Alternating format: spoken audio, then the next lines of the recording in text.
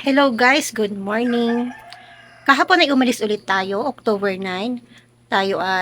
Umalis tayo around 9:30 na ng umaga, tanghali na. Kasi inantay ko nga magbukas ng bangko para hindi ako magantay ng matagal sa labas.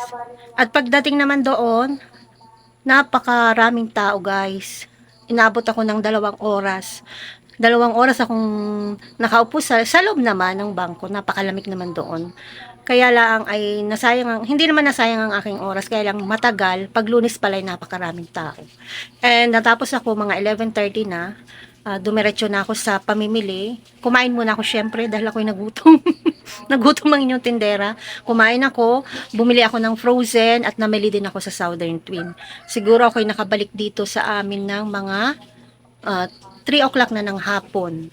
Ako'y hinapon na at ako ay hindi na rin nakapag-video-video guys kasi sobrang init at saka isa pa baka kayo maumay na pag lagi ko kayo sinasama sa aking pamimili.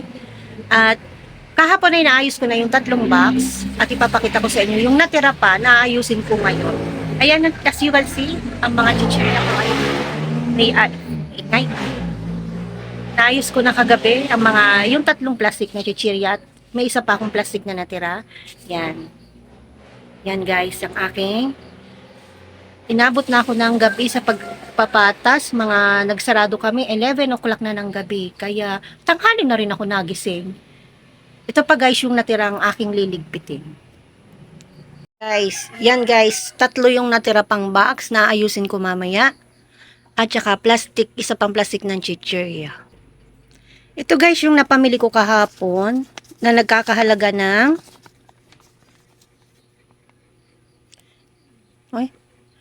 12,445. Yan yung napamili ko sa Southern Twin. At dumaan na rin ako sa Frozen. Bumili lang ako ng kaunti. Karagdagan sa aking nandito, yung mga wala.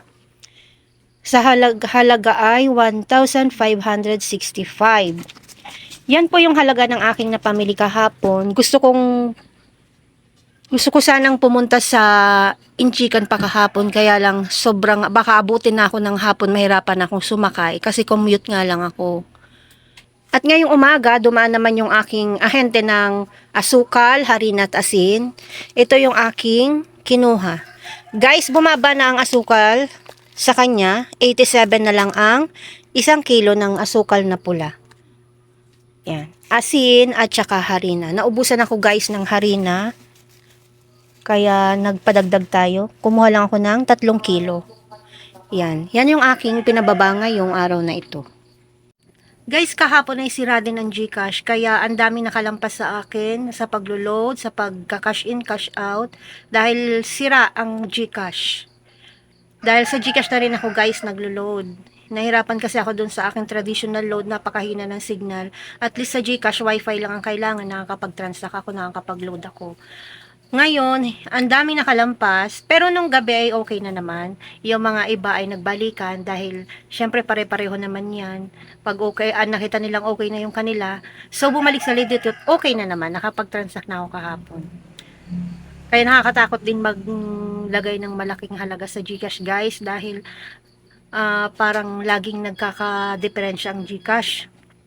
So guys, hindi ko na kayo maisasama sa pag-unbox dahil hindi ko pa siya maayos ngayon. Maglalaba muna ako guys dahil ang dami ko nang labahin. Nag-update lamang po ko sa inyo ngayong araw na ito. Yung mga ganap-ganap ko kahapon, October 9. So hanggang dito na lang guys. Dito ko natatapusin ang aking videos. Naway mag-subscribe po kayo sa aking channel, Eileen Store. Like and share na rin po. God bless ating lahat. Bye mga kasari. Bye guys.